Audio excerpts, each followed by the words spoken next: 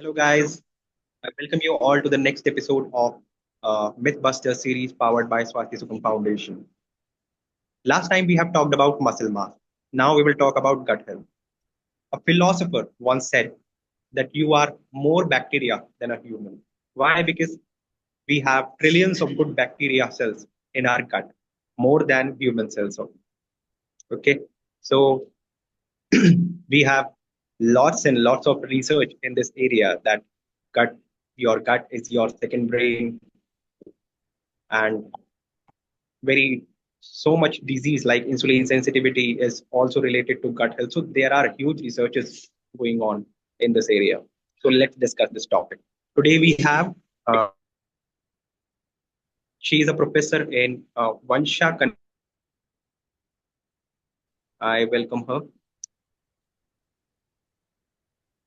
Hello, Hi, Abhishek. ma'am. Hello, Abhishek. Thank you for inviting me for the this series, and that is a very interesting topic, gut health. And gut gut word जो है वो अभी इस समय बहुत trending है क्योंकि जितने जेनजीज है ना, earlier we use to call it our stomach problem, digestive system problem, but nowadays the term gut is very very apt. और बहुत ज्यादा आजकल जेनजीज जो है वो गेट गट की ही बात करते हैं। So really this is a very upcoming topic. So can we start? या definitely. So I have heard somewhere that drinking detox juices or will cleanse your gut. Is that true? No, because जब हम gut health की बात करते हैं ना अभिषेक, तो digestive system का एक सिस्टम बहुत ही अच्छा बना हुआ है, एंड दैट इज वो अपने आप सब क्लींस कर लेता है। पर बहुत सारे जो मल्टीनेशनल कंपनीज हैं, या जो आप कह लो बहुत ज्यादा आजकल मीडिया नॉलेज ज्यादा आ गया है, जिसकी वजह से detox juices are in now. आप हल्दी वाटर पी लो, सौंफ वाटर पी लो। हमारे इंडियन स्पेशली एशियन कल्चर्स जो है, इंडिया पाकिस्तान बांग्लादेश, ये वाला जो कल्चर है, यहाँ पर अलग से डिटॉक्स जूस का कोई कॉन्सेप्ट था ही नहीं, और वो है भी नहीं। वो कॉन्सेप्ट है वेस्टर्न कंट्रीज के लिए, जहां पर सौंफ, जीरा, अजवाइन, ये सब अलग से लेना पड़ता है। We are already incorporating all that things in our daily diet. तो हमें अलग से डाइजेस्टिव सिस्टम के लिए या गट हेल्थ के लिए बहुत ज्यादा कोशिश करने की जरूरत नहीं है, until and unless we are having junk foods, जो आज की लाइफस्टाइल है। और जंक फूड जो है वो हमेशा हमेशा जंक फूड को ना मैं बहुत मजाक में कबाड़ भोजन बोलती हूँ। मैं क्लास में भी वैसे ही पढ़ाती हूँ कि दिस इज अ कबाड़ भोजन। पर जंक फूड का मतलब सिर्फ वो नहीं है कि हम जो बर्गर या पिज्जा या पास्ता खा रहे हैं। Even if we are not having our daily food in a mindful with a mindfulness, this will also convert in junk food. अगर हम दाल चावल रोटी सब्जी भी बहुत प्यार से बहुत मन से नहीं खा रहे हैं, या बस ठूस रहे हैं, तो वो भी कहीं ना कहीं, क्योंकि जब हम डाइजेस्टिव सिस्टम या फूड की बात करते हैं ना, तो मेंटल हेल्थ बहुत इंपॉर्टेंट होता है। और जो पीस होता है, जो शांति है, जो प्यार से हम खाना खा रहे हैं, that all includes and that all contribute to our get gut health. हम हड़बड़ में खाते हैं तो एसिडिटी ज्यादा होती है, हम शांति से बैठ के खाते हैं तो वही खाने से हमें एसिडिटी नहीं होती है। तो it's a quite a related topic. या आपने बहुत ही अच्छी बात एक इंडिकेट करी है यहाँ पे। बहुत सारे आज ये ट्रेंड हो गया आजकल कि हम लोग चलाते हैं, वेब सीरीज चलाते हैं और उसके साथ बैठकर अपना खाना खाते हैं। तो क्या वो भी सही नहीं है? नहीं, बिल्कुल सही नहीं है, क्योंकि जानते हो जब खाने को हम फील करते हैं ना, जब five senses are involve in while we are eating, उनका डाइजेशन आराम से होता है और बहुत अच्छे से होता है। And there are numbers of scientific studies on that, कि जब हम शांति से बैठ करके भोजन करते हैं तो वो बहुत आसानी से पचता है, और उससे गट प्रॉब्लम्स भी नहीं होती हैं। लेकिन अगर हम सिर्फ टीवी देखते हुए या स्क्रॉल करते हुए, या इवन ऑफिस में क्योंकि 5 मिनट का ब्रेक मिला है मीटिंग में, तो हम फटाफट बस रोली पोली किया और खा लिया, तो that contributes the problem, digestive problems obviously. या So, ma'am, there are bacteria in our gut. Do all of the bacteria are harmful to us? No not at all.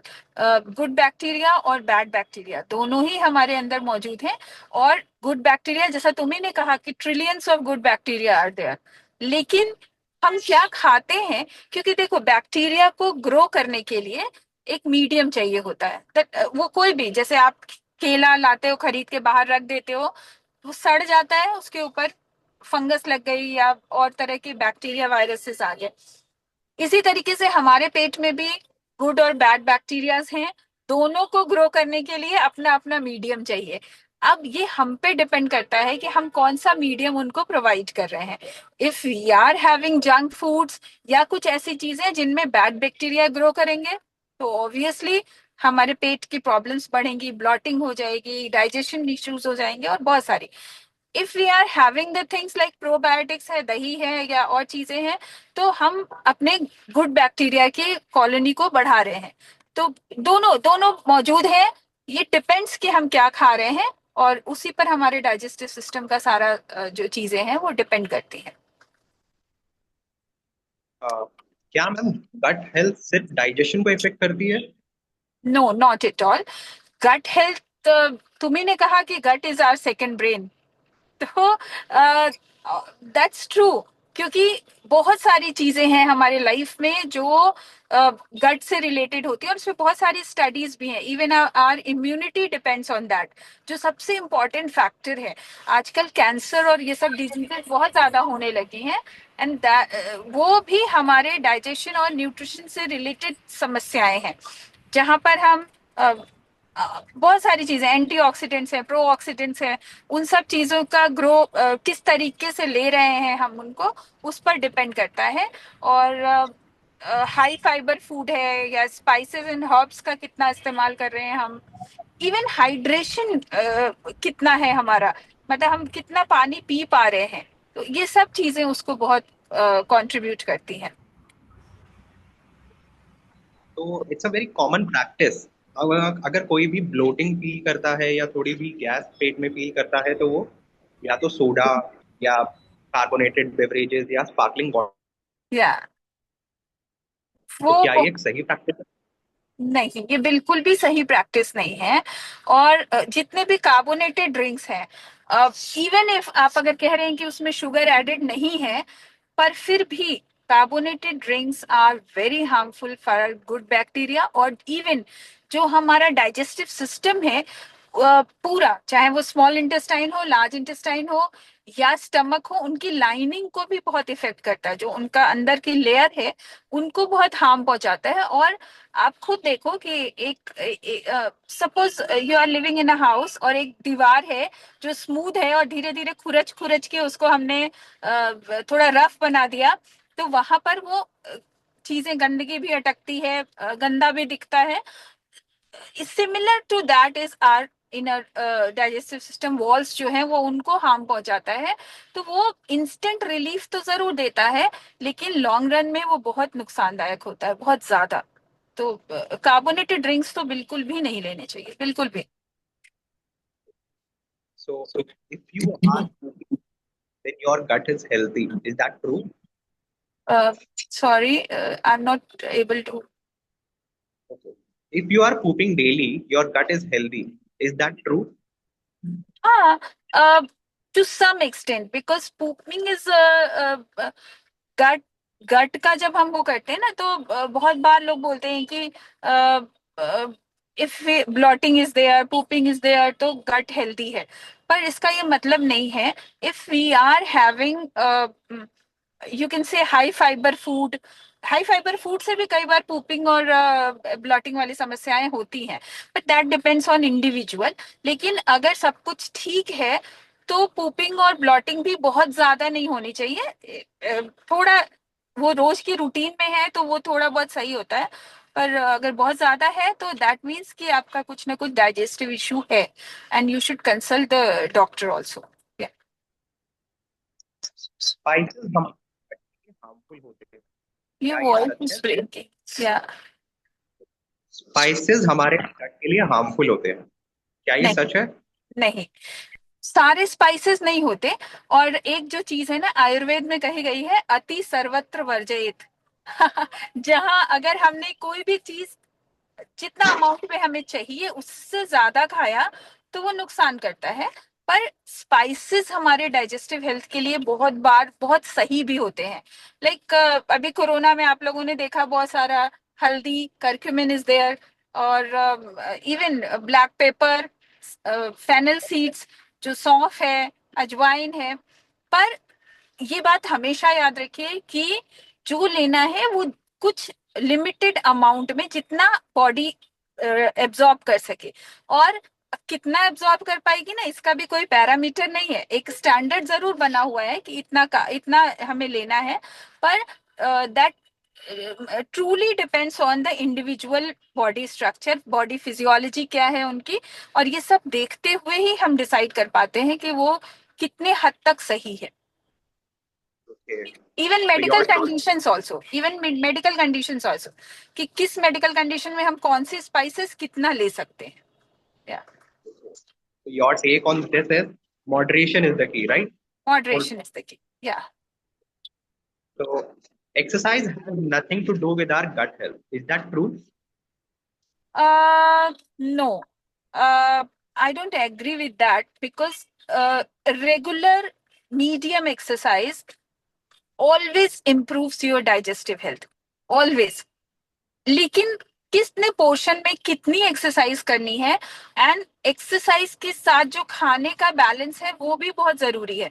क्योंकि कितनी देर बाद खाना है, क्योंकि इसका ना कोई पैरामीटर नहीं है अभिषेक। ये सबसे बड़ी बात है, और ये हमें प्रैक्टिस से ही आएगा। हमारी बॉडी में हो सकता है मुझे जो है जब खाली पेट एक्सरसाइज कर रही हूँ उसके आधे घंटे बाद कुछ खा रही हूँ तो समस्या नहीं हो रही है, हो सकता है तुम्हें समस्या हो जाए। तो it depends, it always depends on individuals physiology. तो ये बात हमेशा ध्यान रखिए कि अपना सिस्टम हमें खुद ही डेवलप करना है, and that comes with the practice. वो डॉक्टर भी नहीं कर सकता, क्योंकि डॉक्टर भी ना एक सर्टेन प्रिस्क्रिप्शन देगा। जैसे जो डायबिटिक पेशेंट्स होते हैं, जब हम इंसुलिन उनको रिकमेंड करता है डॉक्टर, तो वो कहता है ना कि डोज एडजस्ट करनी पड़ेगी। वो इंडिविजुअल फिजियोलॉजी पे डिपेंड करता है। Same with all the things with gut health, जो भी डाइजेशन से रिलेटेड है। और एक्सरसाइज भी कितना करना है ये, और कितना आपको हार्मफुल नहीं होगा, ये सब आपके बहुत सारे कंडीशंस पे डिपेंड करता है। Yeah. And the most hot topic is fiber. क्या फाइबर सच में हमारे गट हेल्थ को इम्प्रूव करता है और क्या वो हमें सच में बहुत ज्यादा कंज्यूम करना चाहिए नहीं, एज क्योंकि वेस्टर्न हाँ, बहुत सारे वेस्टर्न फिलोसफी में ये ज्यादा आ गया है कि fibres are very healthy. Yes, fibres are no doubt healthy and necessary thing for our digestive system. लेकिन हमेशा कहूंगी, अति सर्वत्र वर्जयित। हमेशा याद रखो कि आपको कितना लेना है ये आपकी डाइजेस्टिबिलिटी पर डिपेंड करेगा। और डाइजेस्टिबिलिटी को मॉनिटर करने का या फिर कोई ऐसा बटन नहीं है फूड कंट्रोल करने का कि हम उसको एडजस्ट कर लें कि 5 पे रख लेंगे, 4 पे रख लेंगे, like regulator of the fan. तो ये रेगुलेटर हमारी बॉडी का है और उसको उसी तरीके से एडजस्ट करना चाहिए। बहुत ज्यादा फाइबर लेने से भी कई बार बहुत प्रॉब्लम्स होती हैं। और कुछ सर्टेन मेडिकल कंडीशंस को अगर छोड़ दिया जाए तो नॉर्मल हेल्दी लाइफ में भी कई बार फाइबर्स कई लोगों को बहुत सूट करता है, कई लोगों को उससे भी ब्लॉटिंग की समस्या हो जाती है और तरह की दिक्कतें भी होती हैं। तो जो कुछ भी हम खाएं वो बैलेंस्ड और एक मीडियोकर वे में खा रहे हैं, तो that's good for our digestive health. और हाँ, एक रूटीन जरूरी है। ये नहीं कि हमने एक महीना जो है वो प्रोबायोटिक्स खा लिया तो अब जिंदगी भर प्रोबायोटिक्स जो है हमारे पेट को सही रखेंगे। नो, हमेशा it's a continuous process. It should not stop at any point. So thank you so much, ma'am, for such an insightful session with us. Thank you, Abhishek, and thank you, Swasti Sukham, for selecting such a upcoming topic। और बहुत happening है आजकल, क्योंकि gut health मतलब जितने teenagers है ना, they used to talk about gut health। और ये ऐसा, और मीडिया में भी इतना सारा सोशल मीडिया पर चीजें इम्पैक्ट, आपने जैसे कहा ना हाई फाइबर फूड और डिटॉक्स वाटर, तो आजकल मतलब आप समझ लो कि क्या हालत में है कि सब लोग को डिटॉक्स वाटर चाहिए। जबकि बहुत बार वो नुकसान भी करता है, और बहुत सारे हेल्थ कंडीशंस और सोशल कंडीशंस देखते हुए उसको लेना चाहिए। पर वी ब्लाइंडली फॉलो दैट, और वो उसके लिए बहुत बहुत सारे अवेयरनेस की जरूरत है। सो थैंक यू स्वास्थ्य सुखम for awaring the people about this kind of topic. Thank you Abhishek. Um, okay. So thank you so much everyone for listening us. Stay tuned for our next episode. Thank you. Thank you.